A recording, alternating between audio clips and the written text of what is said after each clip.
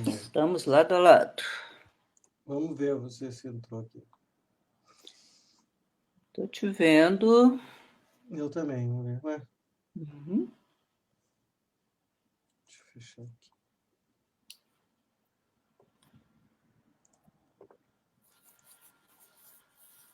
Era para estar funcionando aqui, peraí.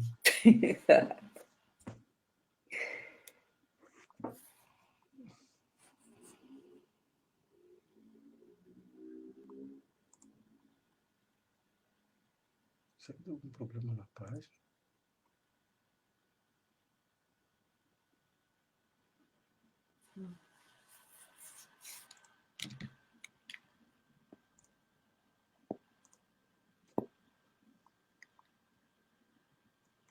Mas que estranho, aqui tá dizendo que tá ao vivo, mas não tá aparecendo. Pois é. Deixa eu mexer aqui. Se bem que diz que tem duas pessoas aqui assistindo. Deixa eu ver. Tem um monte de gente me perguntando aqui o que está acontecendo.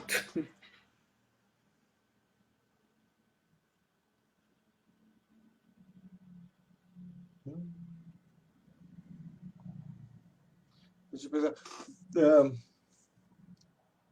É, o pessoal tá assistindo. Vamos esperar então o pessoal entrar. Tem 20 pessoas assistindo já. A senhora tá me ouvindo? Eu estou te ouvindo. Vocês estão ouvindo, nos ouvindo bem? Avise se vocês estão ouvindo. Sandra, Márcio, digam assim, estamos ouvindo os dois. E a gente vai esperar o pessoal entrar, divulgar aí nas redes e aí a gente começa, ok? Agora, Márcio, tem um monte de gente dizendo que está na página, mas que não está rolando nada. Pois é, isso que eu não estou entendendo, porque eu não estou Que conseguindo tem ver uma também. Leliane numa live de uma semana atrás. Eu também não estou entendendo isso.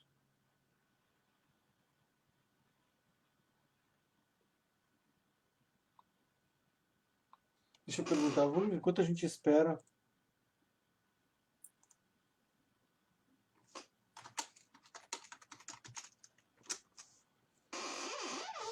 É, o Nelson colocou a foto da gente.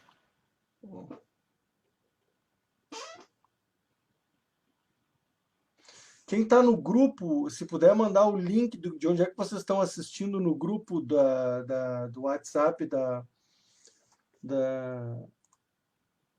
da dupla residência. Aqui, ó. Alguém já fez isso. Pedro, valeu, Pedro. Ah, tá aqui, ó. Quantos tem ao vivo? 49 já.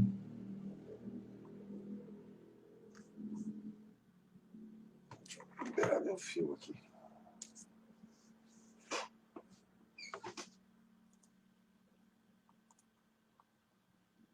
O interessante é que eu entrei na página e não consegui ver.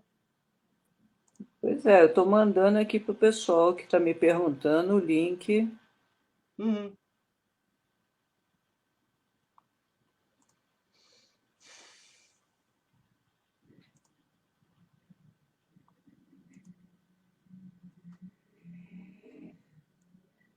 Sessenta e duas pessoas já. Vou esperar um pouquinho. A gente começou atrasado porque a doutora estava tendo dificuldade, o link estava quebrado.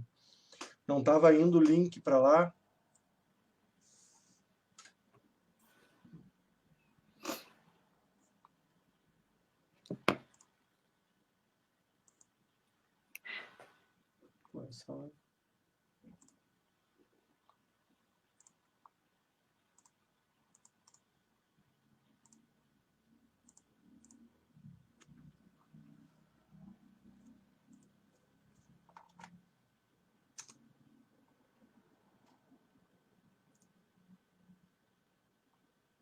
O pessoal está dizendo aqui, entrar em vídeos que dá certo, mas eu acho que eu. Uhum.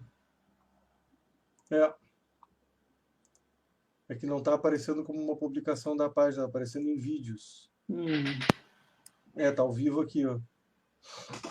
Vamos começar então? Acho que já dá, já tem 70 pessoas, acho que podia Vamos, começar. vamos. Bom, pessoal, queria dar boa noite para todos. Estão ouvindo bem, né? Eu sou um dos editores da página Diário de um Alienado. Nós estamos nessa campanha de abril, que é o mês de conscientização e combate à alienação parental. Neste ano a gente escolheu o tema da convivência equilibrada, cujo título é a residência Múltipla. habitual do menor compartilhada já, que é uma brincadeira, uma provocação, porque desde que a lei foi aprovada, se criou como modo de estabelecer a guarda compartilhada a decretação de uma residência habitual do menor, geralmente com a mãe, e isso tem consequências em relação à convivência da criança com o pai, mas quando o pai consegue a guarda, isso também tem consequências em relação à convivência da mãe, quando o pai consegue a residência fixa, isso acaba reduzindo a convivência, são estabelecidos períodos de convivência semelhantes aos que eram estabelecidos na antiga guarda unilateral, e isso acaba também impondo uma diferença de status na relação parental, que acaba criando estabelecendo um dos genitores como o guardião. E aí a gente tem dito na nossa campanha que a fixação de uma residência habitual estabelece um guardião.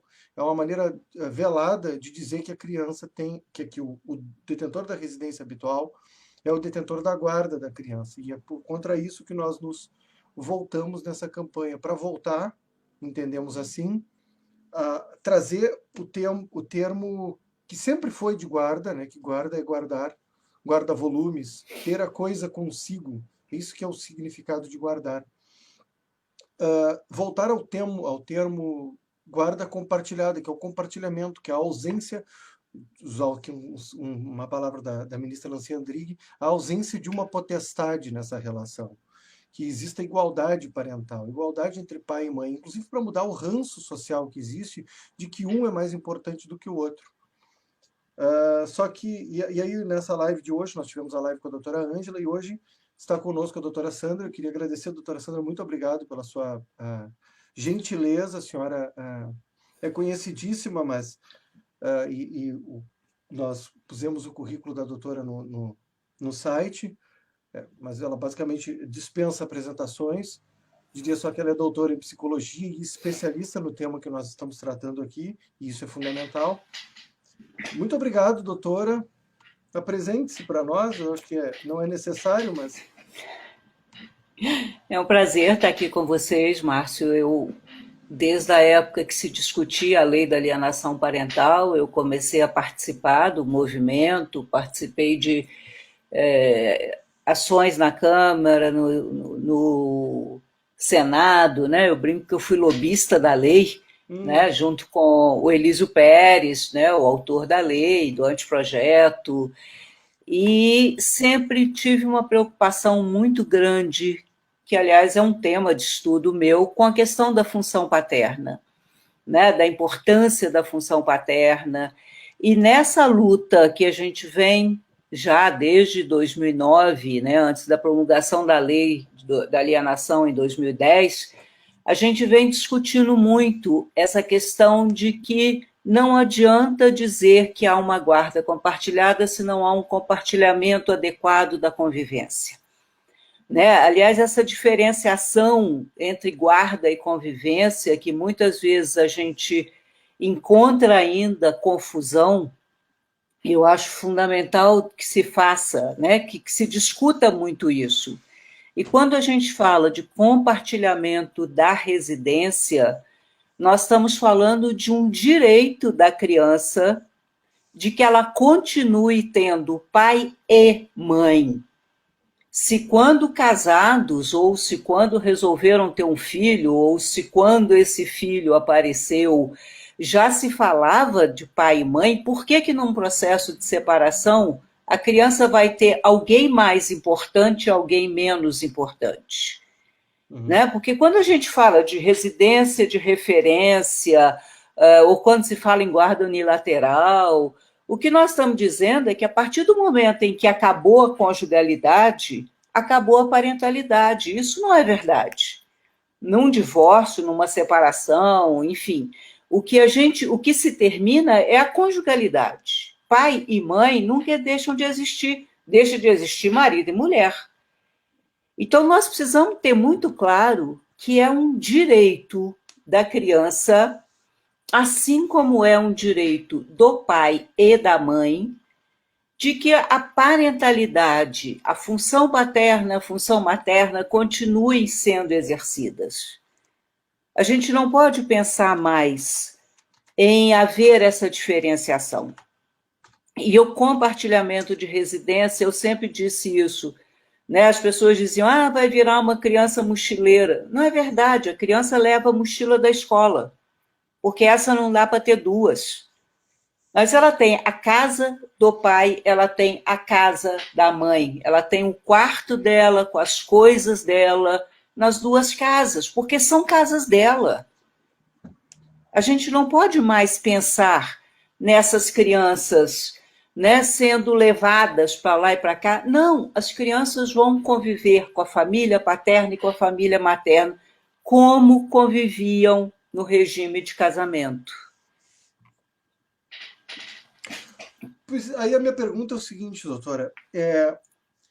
Quando geralmente quando o casal se separa, a mãe procura um advogado, o pai procura um advogado, e o pai, esse pai presente, aliás, eu ia comentar que eu li o seu doutorado, eu li a sua tese, e a senhora faz uma homenagem muito bonita ao seu pai, Sim. nas primeiras, ali na parte da homenagem, né? Uhum. E quando esse pai procura auxílio na assessoria jurídica, digamos assim, e ele tem esse interesse de continuar participando da vida da criança, com essa intensidade que a senhora apregoa, ele ouve o seguinte, por isso que a conversa com a senhora é muito importante. Aqui, além de quem está na live, o pessoal vai poder ver esse vídeo outras vezes.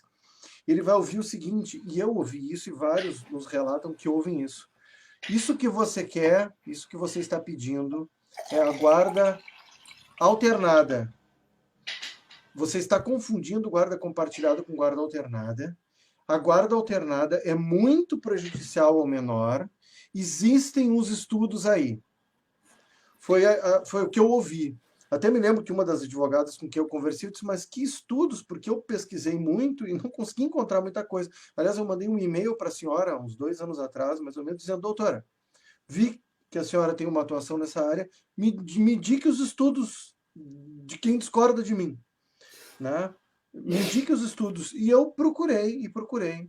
E essa advogada com quem eu falei, ela me disse, não, eu vou te mandar, eu estou esperando até hoje os estudos.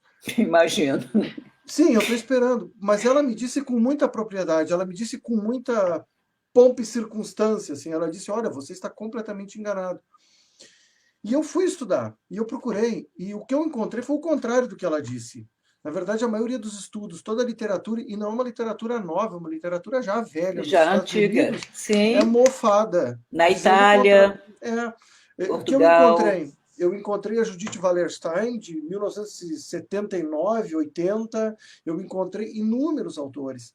Então, como é que pode, na psicologia, isso que eu estou citando, e principalmente nos Estados Unidos, Robert Menokin, Richard Martin, etc., nos Estados Unidos, inclusive lá hoje, é óbvio, né, há quase um consenso em relação à guarda compartilhada com joint custody, Sim. como eles chamam. Como é que aqui se criou essa ideia e a minha pergunta é como é que se difundiu tanto a ideia que a sua área, em que a senhora é especialista, diz o contrário o que a senhora costuma dizer. E outras tantas psicólogas também conhecidas, assim, que são especialistas Sim. na área, que dizem a mesma coisa que a senhora está dizendo aqui, e que tem um currículo parecido, semelhante com o seu. Márcio, veja bem, na psicologia, há muito poucos anos, começou-se a falar da psicologia jurídica e começou-se a estudar a psicologia jurídica. Isso é recente para nós.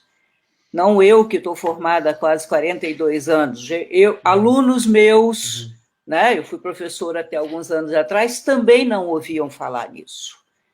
Nós ainda estamos dentro de uma cultura muito tradicional, que ainda acha que filho é da mãe, né? Eu uma vez escutei de um juiz lá de Caxias do Sul, que eu estava participando de uma mesa com ele, e ele dizia, olha, quando as mães começam a falar muito mal dos pais na minha frente, eu digo a elas, escuta, você está falando mal, você acha que 50% do seu filho é isso? Se elas assustam, ele diz porque 50% é o pai, 50% é a mãe, é verdade, biologicamente é isso. Né? E a gente não pode negar mais isso. Nós precisamos estar cada dia mais, e a psicologia já provou isso, nós temos estudos, a gente já sabe disso.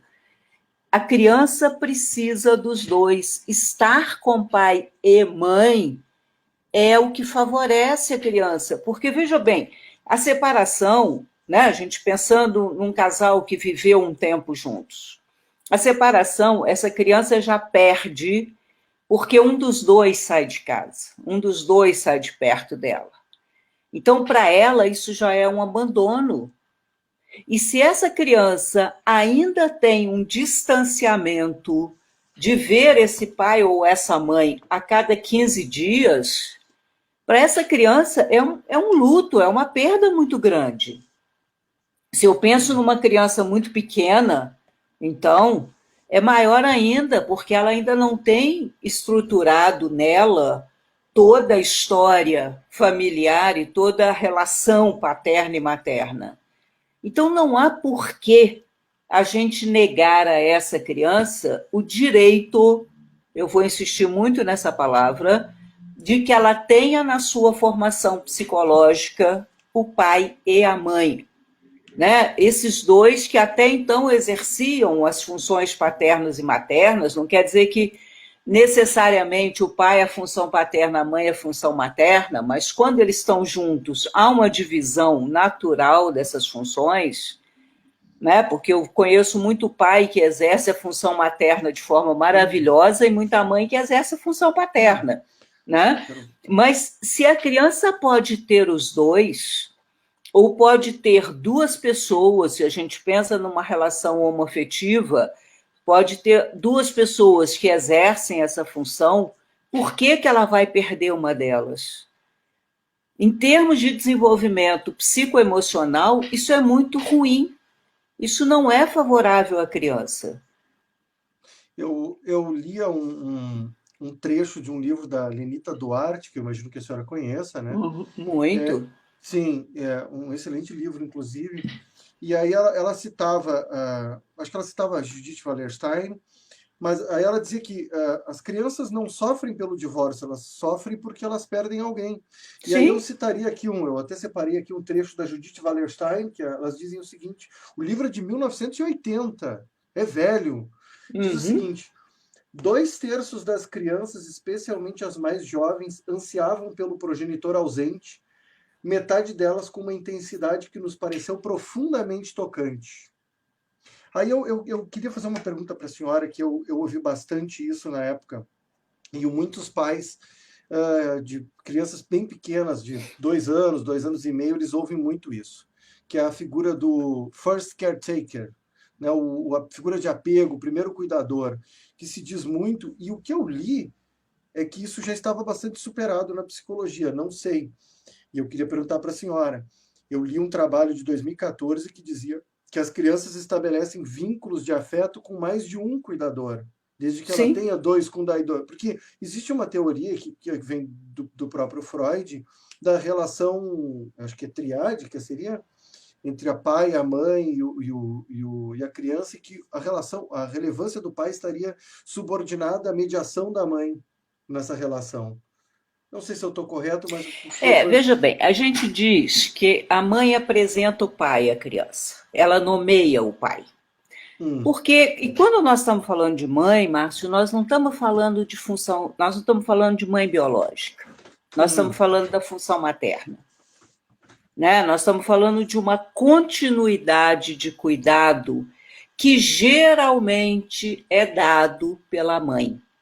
Pois eu posso fazer uma pergunta, então, Claro, caso a mãe, por exemplo, acabe falecendo no parto, por exemplo, o pai fica com a criança. Esse first caretaker, esse figura do apego, do aconchego, o primeiro cuidador, é o pai. é o pai, sim. Ou é uma babá, ou é uma Uhum, avó, ou... É a situação das crianças que são adotadas muito pequenas. uhum. Um bebê que sai do hospital já numa família adotiva e que vai ser cuidado por alguém que não tem um vínculo biológico com ela. Sim, mas Por que então, que... Hum, tendo dois, tendo o pai e a mãe numa casa e ambos dividindo as tarefas, como muitos pais hoje dividem, essa sim, criança vai ter uma relação muito profunda de apego, porque também isso é outro ponto, né? Acho que eu deixo a senhora falar. É, esse pai, aquele pai antigo que não sabia nem o nome dos filhos, ele ainda existe? existe. Muito De dentro de pouco, casa? mas ainda existe. Não é mais o cotidiano, o normal, o comum. Né? O comum é esse pai que chega ao meu consultório e diz: Sandra, eu Hum. só quero o direito de ser pai. Que É foi o que eu esse disse para a pai senhora. que, que quer participar, esse pai que não é mais o provedor só. Porque hoje, com a função da mulher na sociedade, nós estamos dividindo igualmente os papéis sociais. Então não existe mais aquela mãe que fica, não é que não existe mais, né? Não é o cotidiano, aquela mãe que fica dentro de casa e o pai que vai para a rua trabalhar. Então, por que que tem que ser essa, num momento de uma separação, é só a mulher quem vai cuidar?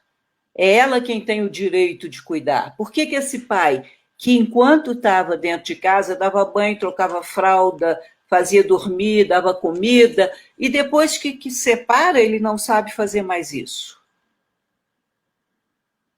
Né? O que acontece? O que muda nessa separação que esse homem deixa de ter a competência que ele tinha enquanto ele estava dentro de casa? E mesmo que seja esse pai, Márcio, que você falou, que não participava, ele tem capacidade de aprender. Ele Uhum. pode aprender a cuidar. Nós, né? Eu sempre disse isso, a minha geração, então, a gente ganhava boneca e os meninos ganhavam bola e caminhãozinho. Né? Então, nós não nascemos, não existe essa questão de instinto materno, nós não Uhum. nascemos sabendo, a gente aprende a cuidar. Como a gente ganha boneca, é mais fácil que a gente aprenda a cuidar de um bebê, porque não se deixa, não dá ao menino esse direito. Então, Uhum. eu estou vendo aqui, função paterna e materna não tem relação com gênero. Não tem, não. Todos nós somos capazes de cuidar de uma criança, sim. Existe uma relação biológica, tudo bem, é só a mulher que pode amamentar no peito, mas o homem pode amamentar na mamadeira com o mesmo carinho e ter a mesma função para a criança com os dois, né? A Ângela está aqui lembrando, o exercício do poder familiar, ele é dos dois. E é. Eu costumo dizer para quando converso sobre isso, sobre como os homens, porque se ouve muito isso, mas eu diria uma coisa, doutora, tenho a impressão, socialmente, talvez por isso que socialmente nós tenhamos avançado tanto, porque o Congresso, de alguma maneira, reflete a população. Me parece assim que o legislativo acompanha a população, votou a lei, votou a outra, votou a outra. Parece assim que as teses mais não diria conservadoras, retrógradas, estão Sim. no judiciário, não na sociedade ou no Congresso. Porque eu diria, eu Olha, sempre digo para mas as leis foram aprovadas, né?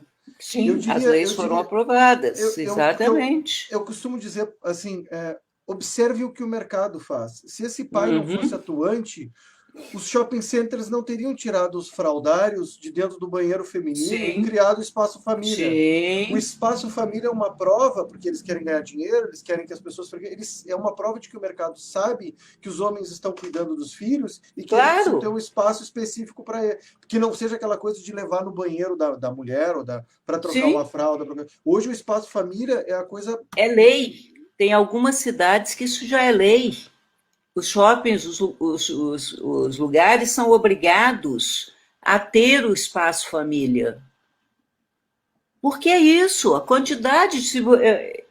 Eu observo muito, porque eu gosto, né? Eu fico muito feliz quando eu vejo um pai cuidando de um bebê. E aqui em Brasília é muito comum as pessoas trocarem turnos, né? Então, Uhum.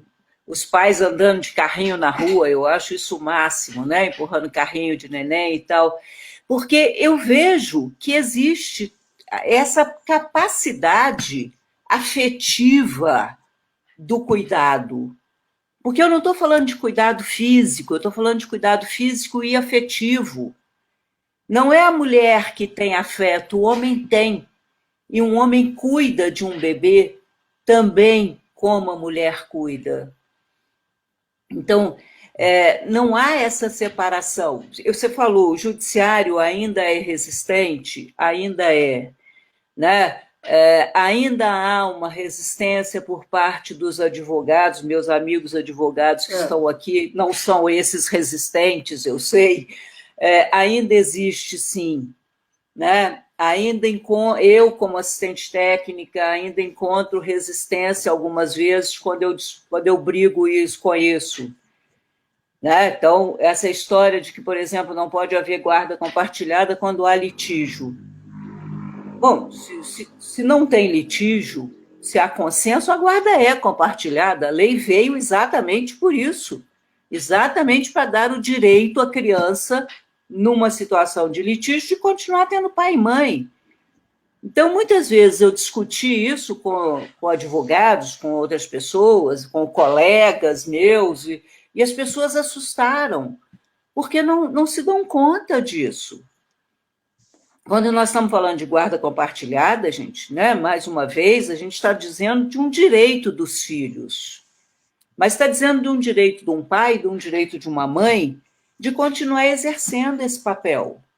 Mas a senhora diria que somente a crença de que a mãe é a crença de que a mãe é que deve ficar com a criança que faz com que... Porque, assim, a senhora falou dos advogados, e eu percebi isso, muitos com quem eu converso, eu tenho agora inúmeros no meu universo aqui, por causa da página e etc., eles afirmam que a alternância de residências, que a convivência equilibrada faz mal.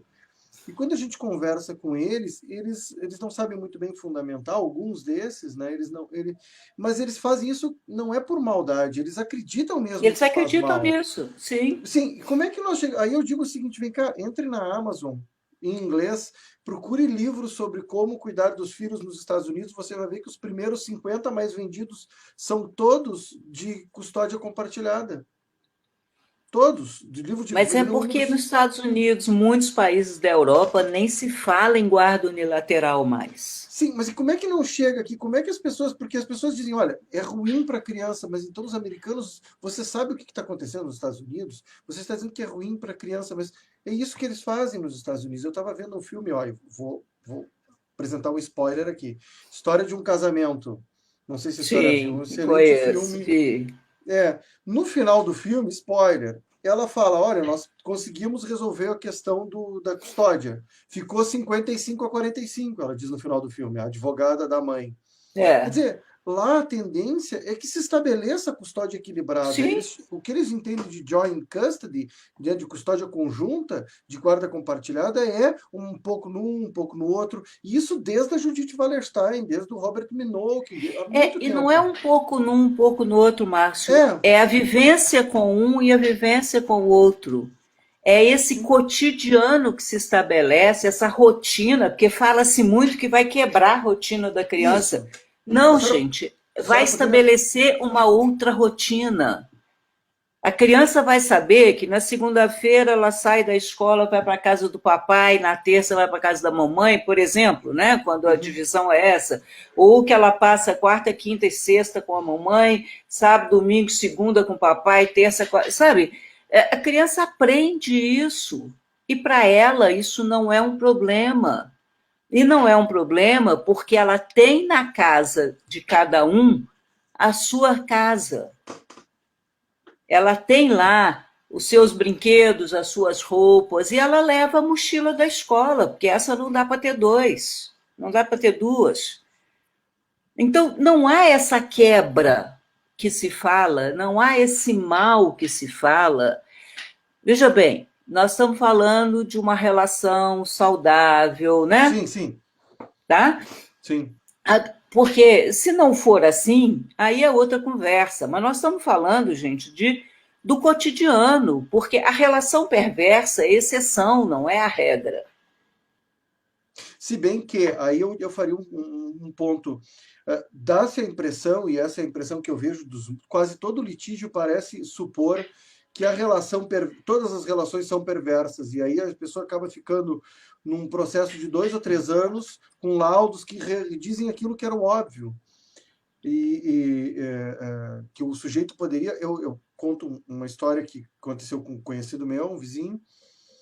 Na primeira determinação judicial de visitas, na primeira, a mãe foi cumprir o determinado pelo juiz, e o pai ficou com a criança no final de semana. Ela agravou a decisão do juiz logo que a criança voltou, dizendo que a criança voltou assada. Um agravo de instrumento. A desembargadora, eu li o agravo antes de saber que era do meu amigo, eu tinha lido, foi do Rio Grande do Sul isso. E aí a desembargadora retirou o pernoite do pai por conta desse assado, na primeira vez. Porque eu até entendo que olha, 5 vezes consecutivas ela levou no pronto-socorro, o médico escreveu algum documento, alguma coisa dizendo, olha, pô, isso aqui ela não tá assada, ela tá em carne viva, alguma coisa assim. Sim, sim. Né? Total negligência, não é coincidência. Agora, só havia um relato. A criança voltou assada, era uma criança de 2 anos. Uma desembargadora que toma essa decisão, ela tem consciência de que nesse grau de jurisdição do segundo, isso só vai se reverter no final do processo. Então o pai vai Sim. ficar 2 anos sem ver o filho, Sem sem ver o filho, pernoitar. sem pernoite. Como é que isso se dá? Porque aí depois que eu descobri que era ele, eu disse, foi tu? Porque ele me comentou, eu disse, eu já tinha lido o teu agravo. Estava no site, na página do tribunal. Aí eu disse, mas vocês não argumentaram? E aí ele me mandou a resposta deles. Era muito bem fundamentada, mas não, na É. dúvida corta. Como é que acontece isso? E o mais grave, Márcio, é quando muitas vezes a criança já tem um histórico de assadura, já está documentado no prontuário dela. Na separação, esse pai pernoita com a criança e tem uma falsa acusação de abuso sexual. Sim. E apresenta o laudo e o pai leva 2, 3 anos, às vezes, afastado dessa criança. E nem as terapêuticas são, as visitas em ambiente terapêutico não Sim, são. não são permitidas, ou são visitas assistidas que acabam virando também uma perversão contra esse pai. Então, Então, nós temos ainda um preconceito na nossa cultura em relação a essa questão de que o pai não sabe, o pai não consegue, o pai não dá conta, o pai vai limpar a criança, vai machucar a criança. Sabe, nós temos que trabalhar muito isso, e a gente precisa conversar muito e falar muito sobre isso, porque nós precisamos quebrar esses paradigmas. São paradigmas cruéis. A gente está falando muito em relação ao pai, porque, infelizmente, né, nas situações de alienação parental, nós ainda temos uma predominância, né, do alienador ser a mulher. Embora a gente saiba que existem homens alienadores, mas por isso a gente está falando tanto do pai, né? Porque normalmente é ele quem tem essa convivência restringida. Exatamente por isso. Porque a criança fica com a mãe e o pai vira visita, né? Vai ser o pai McDonald's, vai pegar no fim de semana e vai tomar sorvete. Mas eu diria isso. Há um problema assim de não reconhecer a importância da figura paterna que se estabelece em inúmeros atos que parecem autômatos, assim, automáticos, né? Sim. Nesse caso da pandemia, nós temos visto muito isso, assim, simplesmente suspende a visita, não há não se leva em consideração nenhum dado assim objetivo, e parece inclusive haver um ranço. Eu soube de uns 2 ou 3 aqui na página, que dá a impressão assim, de que porque eles buscaram o judiciário porque eles não estavam vendo o filho, aí sim saiu uma decisão que suspendeu a visita porque está sendo desagradável. Pois é, o que eu pergunto é assim, já que vai suspender a visita, deixa com o pai. Está todo mundo de quarentena, então por que o pai não pode ficar a quarentena com o filho? Pois é, essas soluções assim Né? criativas, né, que a gente parece não encontrar a solução criativa que estimule a convivência do outro, né? Sim, né? Tem um período de quarentena, então tá, vamos preservar. Acabou aquele período, não tem contaminação, meu Deus, por que não pode conviver? Pois é, né? assim, a questão voltando um pouquinho na questão da convivência, eu tenho a impressão do que eu li dos processos de 2014, 15, 16, que o pessoal titubeava mais em relação à convivência e que aos poucos essa ideia de que a guarda compartilhada é mera responsabilidade foi dominando mais. A senhora não tem essa impressão de que virou consenso, porque antes o pessoal começou a pipocar juiz dando 4 dias para um, 3 dias para outro, começou decisões do tribunal e de repente se estabeleceu, e hoje a gente vê um discurso claramente nos sites aí que não, você está guarda compartilhada é compartilhamento de responsabilidade apenas, apenas. É E aí se apenas. vê apenas, e aí se vê essas determinações de visitas que são de convivência, né? Mas que são do modelo Que são da guarda visitas, não são convivência. modelo da guarda unilateral, assim, é um dia no Sim. meio da semana e sábado e domingo. Quando consegue um dia no meio da semana, né? Isso, por causa da rotina. Então, como é que não houve uma mudança no pêndulo, assim, de quem conseguiu politicamente ah, aprovar a lei, com toda a sua terminologia, e depois agora as maçãs se ajeitaram de uma maneira que prejudicou as crianças, digamos assim? Engraçado, eu não sei te dizer se houve. Eu acho que esse avanço que você está citando, ele foi tão exceção que eu não chamaria Hum, ainda de um retrocesso. Né? Pelo sim, menos na minha entendo. experiência aqui em Brasília, por exemplo, eu acompanhei um pai que ele e a mãe, guarda compartilhada, os dois aceitavam a 50%, não Uhum. conseguiam saber como. Então foram para o psicossocial para se discutir como seria o 50%. É isso que eu quero E o falar. psicossocial recomendou que não fizesse isso. É isso que eu queria perguntar. Né? Aí eu disse, mas espera aí. Aí eles recomendavam que o pai fosse almoçar com o filho na Isso, isso, escola, isso. mas a escola não permitia. E eles falaram, o pai e a mãe disseram lá, olha, a escola não permite que vá almoçar com a criança. Então eu queria que tirasse a criança da escola, que tinha 1 hora e meia de almoço, quer dizer, a criança ia ficar 1 hora no trânsito, porque Brasília já tem trânsito. Aí você olha e diz, não, mas aí assim, não dá para entender o que é que está acontecendo, né? Como é que o psicossocial não ouve nesse caso, né? Não ouviu o que o pai e a mãe estavam querendo? Eles tinham lá 3 ou 4 propostas de divisão da, da convivência e simplesmente disseram não, isso aqui é ruim. Mas ruim por quê? Né? O que faz ser ruim? E eles já tinham uma convivência equilibrada. Não é dizer Uhum. que ia estabelecer, não. Eles só estavam discutindo o que seria melhor. Mas aí eu queria justamente entrar no ponto que se diz muito que a guarda compartilhada pode mitigar a alienação parental.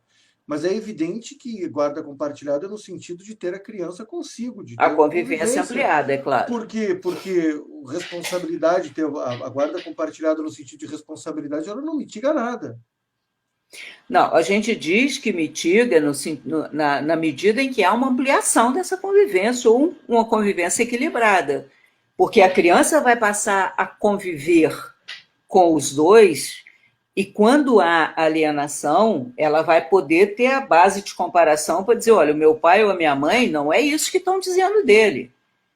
Ele não ou ela não me machuca, ou não me castiga, ou não abusam de mim, né? Enfim. Então, nesse sentido, eu sempre afirmei que a convivência equilibrada e a guarda compartilhada era sim uma prevenção à alienação parental. E É. aproveitando, a senhora é perita, a senhora trabalha com isso, tem bastante Não, eu não sou experiência. perita, eu Perita não, a só sou senhora é assistente assistente. técnica. Isso, assistente técnica. É, a- as pessoas têm a distinção entre síndrome de alienação parental e alienação parental, né? Os atos de alienação parental.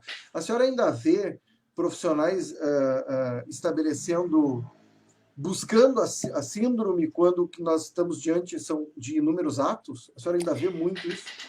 Ainda há essa confusão, Márcio. Por quê? Né? Quando Gardner começou a falar de alienação e ele traz o conceito de síndrome, né, isso lá na década de 80, isso veio sendo construído. E como nós, no Brasil, e como os códigos internacionais de doença não aceitam a síndrome de alienação, e no Brasil nós falamos de atos de alienação, é isso que a nossa lei propõe, né? A gente ainda vê essa confusão, sim, sendo estabelecida, e não pode... Hoje, o que acontece? Se você me perguntar assim, Sandra, existe a síndrome? Eu vou te dizer que sim. Eu vou te dizer que já tive paciente vítima de alienação parental que suicidou, um rapaz de 20 e poucos anos. Né? Eu vou dizer que eu tive pais, tanto na área jurídica quanto na área clínica, com uma síndrome, adoecidos por conta dos atos de alienação que eles vivenciavam. Então, o adoecimento existe sim. As consequências dos atos de alienação podem ser graves? Podem ser muito graves. Né? Mas, infelizmente, nós não podemos falar de síndrome, porque a academia não aceita, a Organização Mundial de Saúde não reconhece, o CID não tem, o DSM não tem. Então, a gente fica limitado. Mas o DSM tem outras passagens que falam da relação paternal, dos Sim, problemas de relacionamento, quer dizer, daria para fazer sim. Agora, né, agora a gente vai ter o que é 52.0, que é a alienação como um conceito. Né? Então, nós já estamos podendo falar disso nos Então, nossos pareceres, então mas aproveitando, não quem podemos diz falar de síndrome. Então, aproveitando, quem diz que isso não faz o menor sentido, que é uma maneira de enganar o debate público, porque isso tem uma literatura internacional de psicologia, ainda que o DSM não registra a divisão de borderline em quatro, Sim, mas ela é muito sim. usada em muita literatura, o quiet borderline, o borderline clássico, se usa na literatura, mas o DSM não apresenta, o DSM Tanto só que hoje se apresenta... fala de um espectro, não se, Sim, né? é. Então, porque se diz muito, a senhora deve acompanhar isso, né, no debate público brasileiro, que isso tudo não tem uma fundamentação teórica, na verdade, tem, né, a psicologia internacional, nacional também, a nossa academia também produz muito sobre alienação, né? Sim, com certeza. Do que nós tínhamos há 10 anos atrás, quando a lei foi promulgada, e o que nós temos hoje, né, não dá para comparar. Isso é ciência, né? Isso é ciência. E aí eu diria, a ciência, a senhora me mandou, quando nós nos conversamos, quando conversamos, a senhora me mandou os trabalhos da doutora Linda Nielsen. Sim. E a senhora poderia explicar para nós assim porque ali tem meta-análise, né, de como as crianças na dupla residência se comportam em relação às crianças da guarda unilateral, justamente para desmistificar ou para desmitificar essa questão. A gente tem, né? O que é provado pela literatura é que a criança em dupla residência é uma criança favorecida, ela tem menos problemas psicológicos, ela vai melhor na escola, o índice de consequências, né, vamos chamar assim, da alienação, são muito menores, são adultos muito mais saudáveis, são adolescentes que têm menos distúrbios na adolescência. Os autores só trazem vantagem, né? Eles não trazem uma desvantagem que disser, mas aqui vai achar uma coisa ruim. Não, não tem. E não tem por quê? Porque é manter a confiança nessa criança de que ela não perdeu pai ou mãe. É muito comum, Márcio, a criança, principalmente as pequenas, se sentirem culpadas pela separação. Né? E quando há essa separação delas também, o que você faz é aumentar essa culpa. Fui eu que briguei com o papai ou com a mamãe e ele foi embora. Ela foi embora, né? Foi aquele dia que eu fiz pirraça, aquele dia que eu Uhum. teimei. Sabe-se lá o que se passa na cabecinha dessas crianças, né? Como elas se reconhecem nesse processo. Então, quando essa perda que eu disse antes, ela já vai existir porque alguém saiu de casa, né? Mudou o Uhum. ambiente, há uma tristeza natural, há um luto natural da separação, né? Dos adultos. E se essa Uhum. criança ainda é levada a acreditar que a culpa é dela, você está criando ali um universo para se desenvolver mais tarde um problema psicológico grave. Então, se ela consegue lidar com esse luto, porque as crianças sofrem luto na separação também, mas de uma maneira em que ela tenha a confiança, a certeza de que o pai ou a mãe não desapareceram. Você imagina o que é para uma criança de 1 ano, 2? Doutora, a senhora vai falar de uma Hum, questão. Guarda compartilhada de criança de tenra idade, 2 anos, 1 ano e pouco. Aí a senhora pode sim, aproveitar você e. imagina o que é a cabecinha dessa criança que ainda tem na sua estruturação psíquica a fantasia de que o que sai da frente dela desaparece e precisa, né, uma constância daqueles espaços, daquelas pessoas, né? A gente na psicanálise chama do objeto de amor, Uhum, uhum. para que ela tenha certeza de que ele não desapareceu. Mas num determinado momento desaparece, porque para uma criança de 1 ano, meio, 2, 15 dias afastado, sumiu, acabou. Quando Isso, volta, é outro que volta. sim, é isso que eu ia perguntar, doutora. A Judith Wallerstein fala no livro dela que a percepção, não só ela, a Ana Freud também fala, que a percepção de tempo, de passagem do tempo da criança é muito diferente da do adulto, então Sim, que esses lapsos são muito dolorosos, eles são muito. Uma semana para uma criança de 2 anos, 3 anos é é uma coisa muita coisa. lancinante. É. A estruturação de tempo, Piaget dizia isso, Uhum. ele está completamente construído por volta dos 9 anos de idade. Pois é. Então, assim, para uma criança, tanto que ela diz, né? Você põe ela no carro e diz, vamos viajar. Daí a 2 minutos ela diz, já chegamos.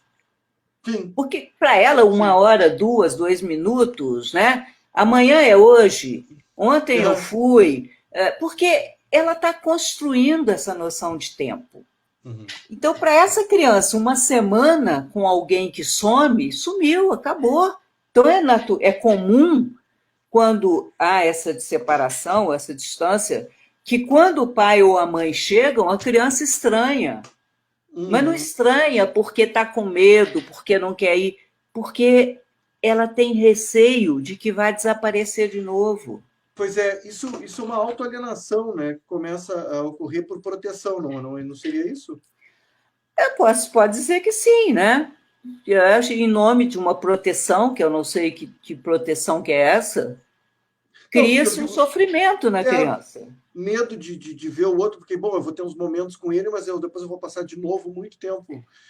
Pois é, porque é isso, né? O muito tempo para ela desapareceu, acabou. E né? Porque aí a gente entra numa questão muito psicológica, mas essa criança também fica com muita raiva. E na fantasia dela, ela destrói aquela pessoa que sumiu. Então, quando essa pessoa volta, ela tem medo de ser destruída. Eu estou dizendo de um processo inconsciente. Sim, sim, sim. Ela tem medo de ser destruída também. Por isso, ela tem muitas vezes uma resistência a encontrar aquela pessoa. É muito comum que a criança saia chorando e, quando vira a esquina, Sim. ela já está bem, né? Pois é, mas isso faz com que se decida a afastar ainda mais, não é? Os Como que se tribunais decida querem, afastar ainda mais, exatamente. o que é estranho, porque se faz isso em nome do Supremo, isso se faz em nome do Supremo interesse do menor, não? Pois é, Márcio, aí a gente tem uma coisa, sabe, que é aí eu vou puxar a farinha para o meu saco, né? Que é a importância da multidisciplinariedade.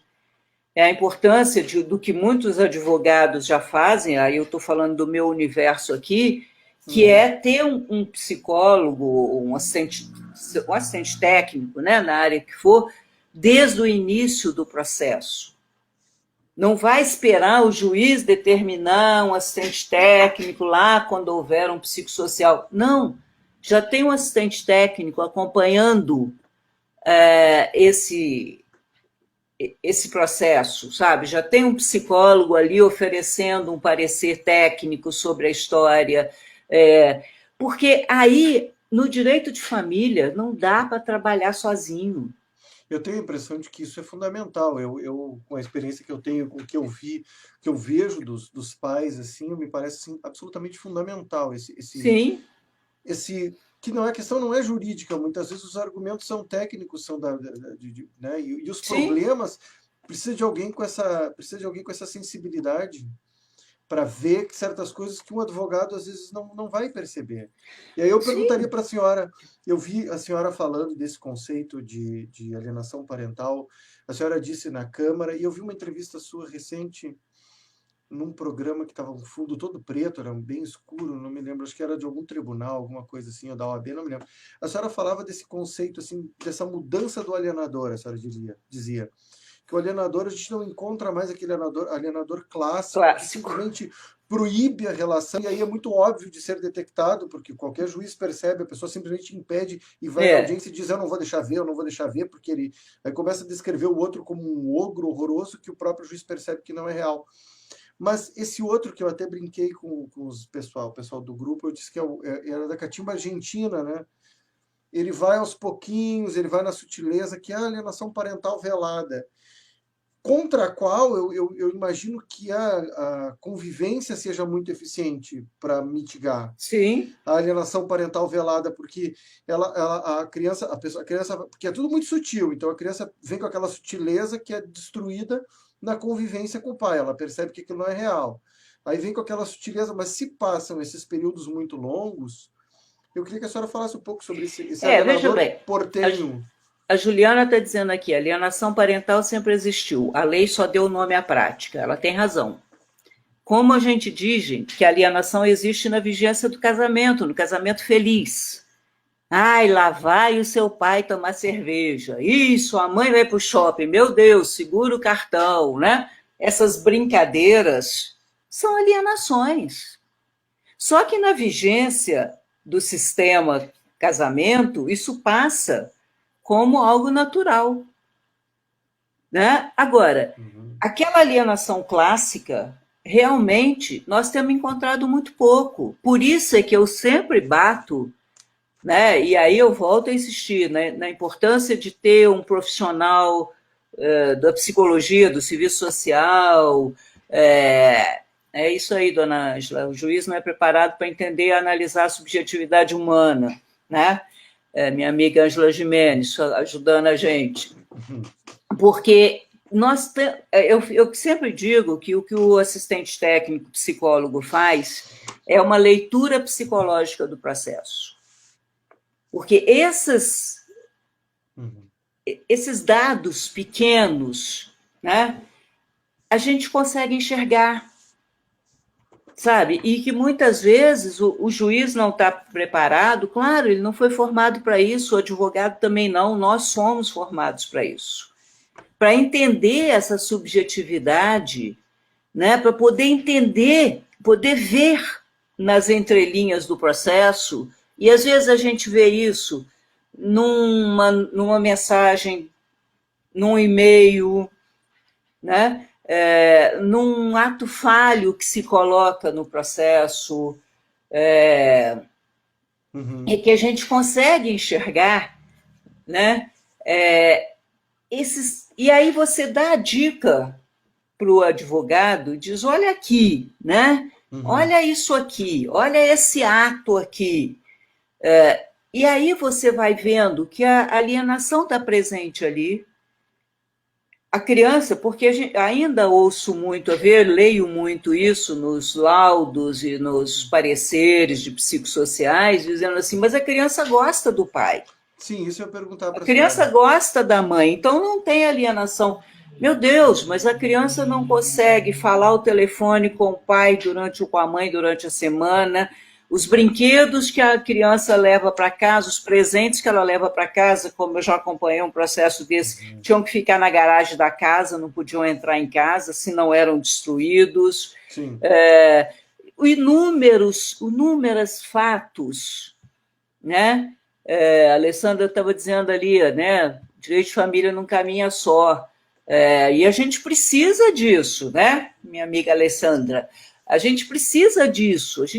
É importante essa comunhão que se faz. O IBDFAN hoje tem feito muito isso e tem pregado muito isso, né? O IBDFAN DF, eu sou parte dele, sou da diretoria.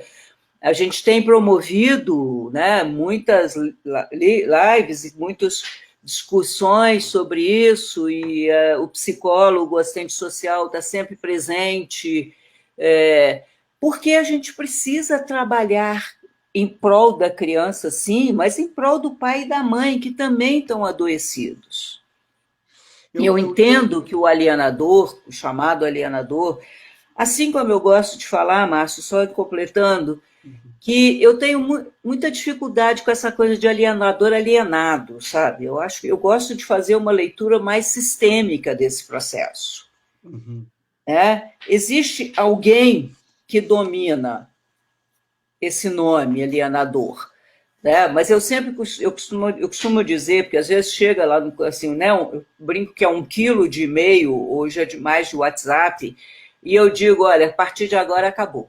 Não tem mais isso. Mas é a minha forma de comunicação. Tá bom, te dou 5 respostas. Sim, Isso. não, talvez, pode ser, consulte meu advogado.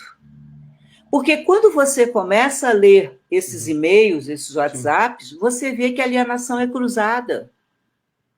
Existe também do lado que está mais sofrido um processo alienador. E que se a gente não rompe isso, nunca vai deixar de existir alienação. Por isso é que eu prego que o caminho de se resolver a alienação é a mediação. Uhum.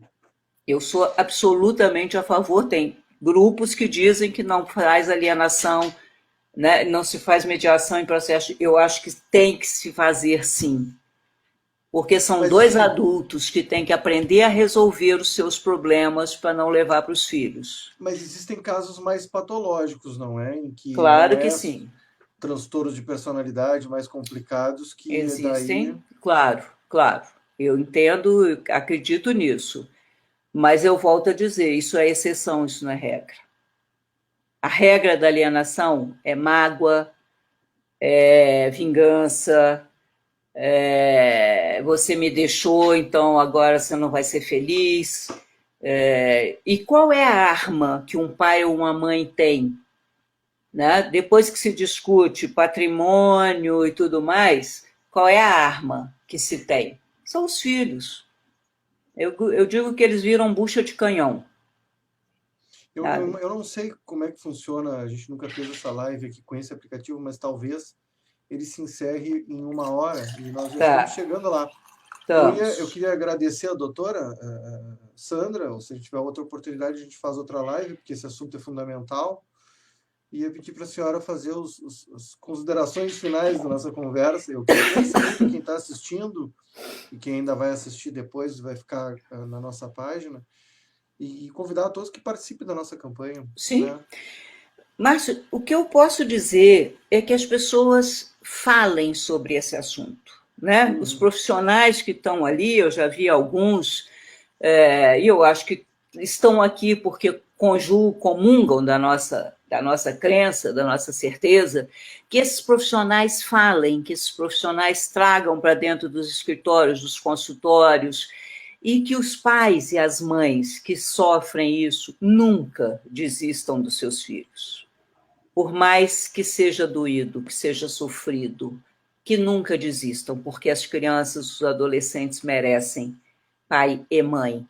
E um dia eles vão saber que nunca foram esquecidos por esse pai ou por essa mãe, por maior que tenha sido o sofrimento que ele teve, sabe? É isso, né? Nós profissionais precisamos ter respeito pelas pessoas. E pai e mãe têm um lugar muito especial na vida dos filhos. Bom, isso aí. Então, eu agradeço a todo mundo que assistiu. Acho que eu não podia ter um final melhor, né? Eu agradeço, doutora. Uma É boa um noite para prazer. vocês. Uma boa noite para vocês. Boa noite. Obrigada.